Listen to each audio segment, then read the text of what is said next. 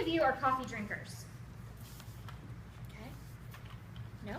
How many of you ever feel like you should maybe cut back on caffeine? Sometimes. All right. In January of this year, I was diagnosed with an autoimmune disease called Hashimoto's disease. In addition to that, I was also diagnosed with adrenal fatigue and cortisol issues, and was told I needed to stop drinking caffeine for several months. I'm not addicted to caffeine. Most of the time, I don't need caffeine. But I loved drinking coffee. I loved the warmth in my hand in the winter. I loved the smell of it. I loved going on coffee dates with my husband.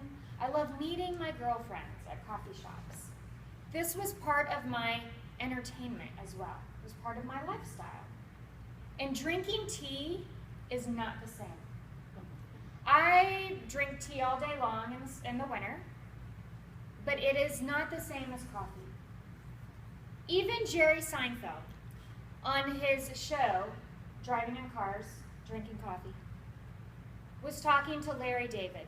And Larry David said, when he stopped drinking coffee, his wife divorced him. Because it drove her crazy that he would drink tea when they were at a coffee shop. And he said, what does it matter that I'm drinking tea? You can't see what's in it. And Jerry Seinfeld said, yeah, it's not the same. And I agree. Drinking tea is not the same as drinking coffee. In the summer, I love iced coffee drinks. And I thought, what am I going to do now? I have to find an alternative. So a friend of mine introduced me to something called Ticino. Yes. I am not paid by Ticino, nor did they supply these for my speech today. However, if they wanted to send me a free box, I would be more than happy to accept. Ticino is a coffee alternative. It is not a coffee substitute. Not a coffee substitute. Coffee alternative that is no caffeine and has no acid. So someone with stomach issues or Barrett's esophagus or intestinal issues, because I also was diagnosed with intestinal impermeability, they could drink Ticino. Ticino is made with 75% organic ingredients that include carob, chicory, and dandelion root. Dandelion root is really good for digestive problems and very good for your liver. And it's especially good the day after you have imbibed too much in food or beverage. It comes in a tea bag, but it also comes in a regular bag that you can brew just like you're making coffee. So if you want to cut back on caffeine, then you can do half Ticino and half coffee. If you want to have no caffeine in the afternoon, because if you're like me, caffeine really affects you. So if I drink anything after 2 o'clock, I'm up all night. You could switch to Ticino in the afternoon. It's really dark like coffee, and it's really rich like coffee. It is most like coffee, but it's not coffee. It's a coffee alternative. And it even comes in certain flavor or specific flavors. There's this one's a dandelion. It also comes in a mocha and a few other flavors as well. So how do I make my Marceycinos?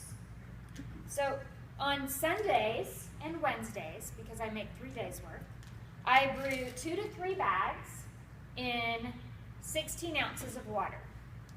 Then I take 1 serving of cacao powder, and this is raw cacao powder, and it's like a form of cocoa, but it's not processed and refined.